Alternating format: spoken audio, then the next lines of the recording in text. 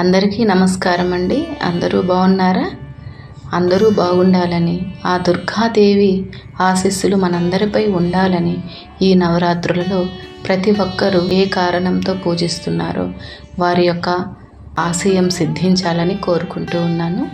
ఈ దేవి నవరాత్రులలో 9 అవతారాలలో 3వ అవతారము చంద్రఘంట దుర్గా. మరి ఆ చంద్రఘంటాదేవి పురాణ గాథ ఇతివృత్తం ఏంటో ఇప్పుడు తెలుసుకుందాము.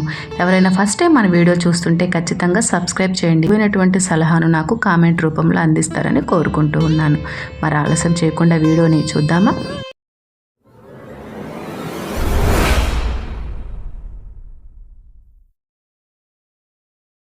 ఈ దేవి నవరాత్రులలో 9 అవతారాలలో 3వ అవతారము చంద్రఘంట దుర్గా. భక్తులు ఈ అమ్మవారిని చంద్రఖండ, చండిక, రణచండి అని కూడా పిలుస్తూ ఉంటారు. చంద్రఘంట అంటే అర్ధచంద్రాకారంతో గంట కలిగి ఉన్నది అని అర్థం. నవరాత్రులలో పూజించే నవదుర్గల్లో 3వ అవతారమైన చంద్రఘంటాదేవి ధైర్యానికి, శక్తికి, తేజస్సుకు ప్రతీకగా భక్తులు భావిస్తారు.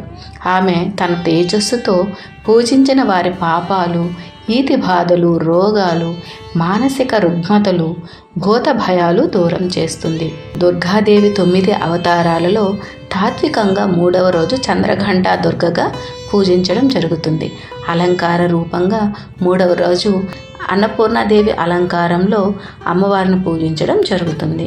అయితే ఈ చంద్రఘంటాదేవి యొక్క పురాణ గాథ చూస్తే, శివుడు పార్వతీదేవిని వివాహం చేసుకోవడానికి ఒప్పుకున్న తరువాత ఆమె ఎంతో సంతోషిస్తుంది.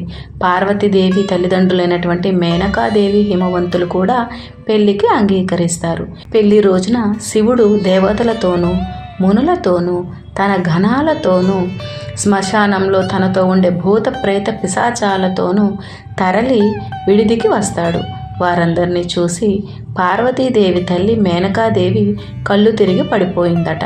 అప్పుడు అమ్మవారు చంద్రఘంటాదేవి రూపంలో శివునకు కనిపించి తమ కుటుంబం భయపడకుండా ఉండేలా తన వేషం మార్చుకోమని ఆయన్ను కోరిందట. అప్పుడు శివుడు రాజకుమారుని వేషంలో లెక్కలేనన్ని నగలతో తయారవుతాడు. అప్పుడు ఆమె కుటుంబ సభ్యులు, స్నేహితులు, బంధువులు భయం పోయి శివుని వివాహానికి ఆహ్వానిస్తారట. ఆ తరువాత శివపార్వతుల వివాహం చేసుకుంటారు. అలా ప్రజల భయాన్ని పోగొట్టేందుకు అమ్మవారు మొదటిసారి ఇలా చంద్రఘంట అవతారం ఎత్తింది. చంద్రఘంట దుర్గాదేవి 8 చేతులతో ఉంటుంది. ఒక చేతిలో త్రిశూలం, ఒక దానిలో గద, ఒక చేతిలో ధనుర్బాణాలు, మరో చేతిలో ఖడ్గం, ఇంకో చేతిలో కమండలం ఉంటాయి. కుడి హస్తం మాత్రం అభయముద్రతో ఉంటుంది. చంద్రఘంటా దుర్గాదేవి పులి మీద కానీ సింహం మీద కానీ ఎక్కుతుంది.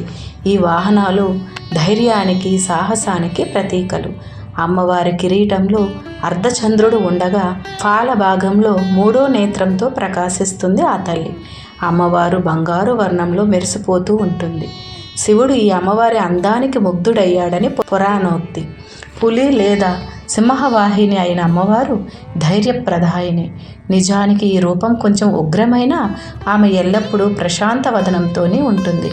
ఉగ్ర రూపంలో ఉండే ఈ అమ్మవారిని చండి, చాముండాదేవి అని కూడా పిలుస్తూ ఉంటారు. ఈ అమ్మవారిని ఉపాసించేవారు మొహంలో దైవ శోభతో ప్రకాశిస్తుంటారని భక్తుల నమ్మకం.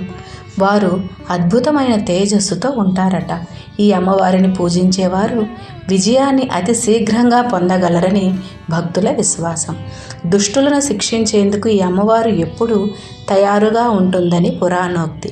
అలాగే తన భక్తులకు ప్రశాంతత, జ్ఞానం, ధైర్యం ప్రసాదిస్తుందిట ఈ అమ్మవారు. రాక్షసులతో యుద్ధం చేసే సమయంలో అమ్మవారి చేతిలోని ఘంట భీకరమైన శబ్దం చేసిందట. కొందరు రాక్షసులకు ఆ ఘంటానాదానికే గుండెలవిసాయని దేవీ పురాణం చెబుతోంది. అయితే ఈ ఘంటా నినాదం ఆమె భక్తులకు మాత్రం శుభదాయకమని, ఎంతో మధురంగా వినబడుతుందని ప్రతీతి. దుష్టులకు అమ్మవారి రూపం ఎంత భయదాయకమో ఉపాసకులకు మాత్రం అంత ప్రశాంతంగా కనిపిస్తుంది. అయితే చంద్రఘంటాదేవిని ధ్యానించుటకు ఈ విధంగా శ్లోకం చెప్పబడింది.